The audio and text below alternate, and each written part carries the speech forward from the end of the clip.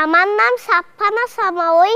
বন্ধুরা, আজকে তোমাদের একটি মজার গল্প শোনাবো। সেই গল্পটির নাম পান্তা বুড়ি। অনেক অনেক আগে মালতীনগর নামে এক গ্রামে বাস করত এক বুড়িমা। সেই বুড়িমা পান্তা ভাত খেতে খুব ভালোবাসতো, তাই তাকে সবাই বলে ডাকতো পান্তা বুড়ি। কিন্তু এক রোজ রাতে তার রান্নাঘর থেকে পান্তা ভাত চুরি করে খেয়ে নিত। আয় হায় হায়, একটু ভাত নাই, চোরটা আজও রাতে সব পান্তা ভাত খেয়ে নিয়েছে গো। এখন আমি রাজার কাছে নালিশ করতেই হবে। এরকম রোজ রোজ চলতে দেওয়া যায় না। এবার তাই বলে এবার পান্তা বুড়ি চলল রাজার কাছে নালিশ করতে।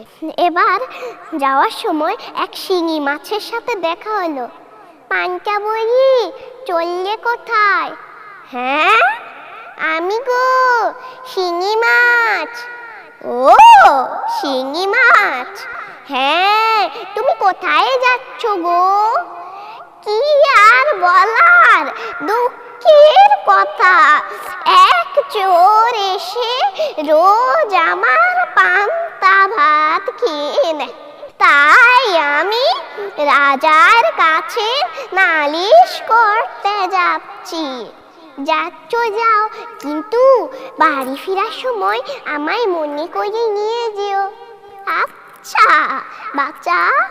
বেলতলা দিয়ে যাওয়ার সময় নিচে পড়ে থাকা এক বেলের সাথে দেখা হলো। পান্তা বুড়ি, চললে কোথায়? হ্যাঁ, আমি গো বেল। আমার এক চোর এসে রোজ পান্তা ভাত খেয়ে নেয়, তাই আমি রাজার কাছে নালিশ করতে যাচ্ছি। যাচ্ছ যাও, কিন্তু বাড়ি ফেরার সময় আমায় মনে করে নিয়ে যেও। আচ্ছা বাচ্চা। এবার যাওয়ার সময় একটা গোবরের সাথে দেখা হলো। হে হে, পান্তা বুড়ি, চললে কোথায়? হ্যাঁ, আমি গো গোবর। ও, গোবর, হ্যাঁ, তুমি কোথায় যাচ্ছ গো? আমার এক চোর এসে পান্তা ভাত খেয়ে নেয়, তাই আমি রাজার কাছে নালিশ করতে যাচ্ছি। যাচ্ছ যাও, কিন্তু বাড়ি ফেরার সময় আমায় মনে করে নিয়ে যেও। আচ্ছা বাচ্চা। এবার যখন প্রায় রাজপ্রাসাদের কাছে, তখন দেখা হলো এক চাকুর সাথে। বলে, ও পান্তা বুড়ি, চললে কোথায়? হ্যাঁ, আমি গো চাকু। ও, চাকু, হ্যাঁ, তুমি কোথায় যাচ্ছ গো? এক চোর এসে পান্তা ভাত খেয়ে নেয়, তাই আমি রাজার কাছে নালিশ করতে যাচ্ছি। যাচ্ছ যাও, কিন্তু বাড়ি ফেরার সময় আমায় মনে করে নিয়ে যেও। আচ্ছা বাচ্চা। এবার তখন ঢুকে গেল।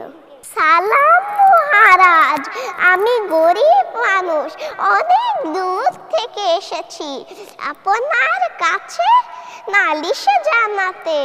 নালিশ? কি নালিশ?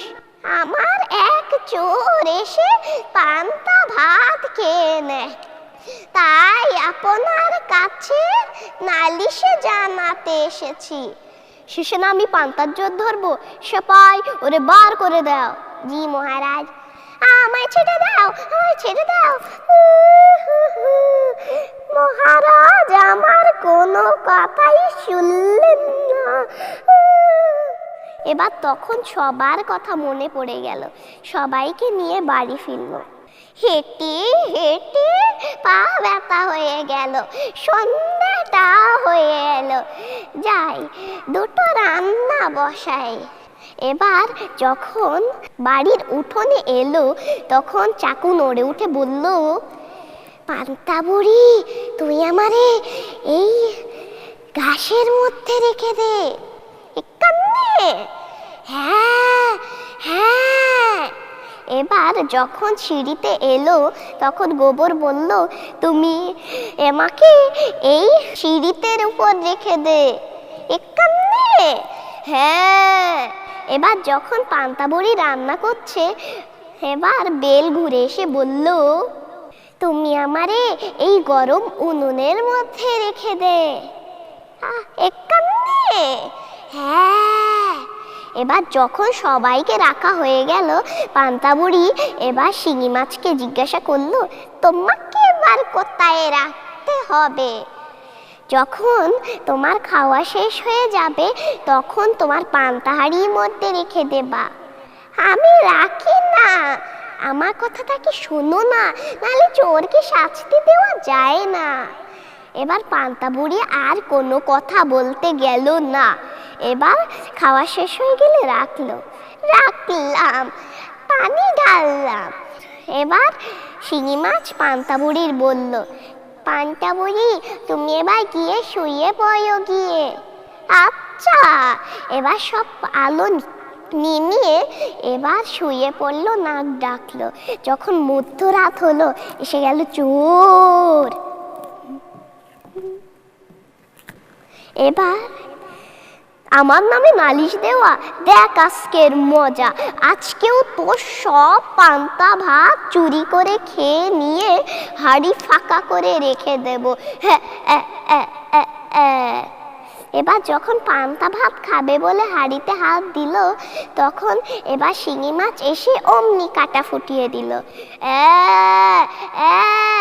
এ তো পান্তার বদলে শিঙি মাছ। এবার যখন উনুনের কাছে যে কাঁটাটা ফেলার জন্য যে গেল, তখন এবার সব বেল ফুটে তার চোখে মুখে গায়ে লাগলো। চোখে তো কিছু দেখতেই পাচ্ছি না, বাড়ি যাব কিভাবে? এবার যখন সিঁড়ি দিয়ে নামবে তখন পড়ে গেল, তার লাগলো, মাজাটাই ভেঙে গেল, বাড়ি যাব কিভাবে? এবার যখন ঘাসে পা মুছতে যাবে তখন এবার চাকু তাকে ফুটিয়ে দিল। এবার সব কিছু সহ্য করে আর এই ব্যথা সহ্য করতে পারলো না, তাই ভয়ঙ্কর চেঁচামেচি শুরু করে দিল। এবার সব গ্রামবাসী এসে তাকে শাস্তি দিল। এবার থেকে আর পান্তা বুড়ির পান্তা ভাত চুরি হলো না, তাই সে মনের আনন্দে পান্তা ভাত খেয়ে সুখে শান্তিতে দিন কাটালো। ধন্যবাদ।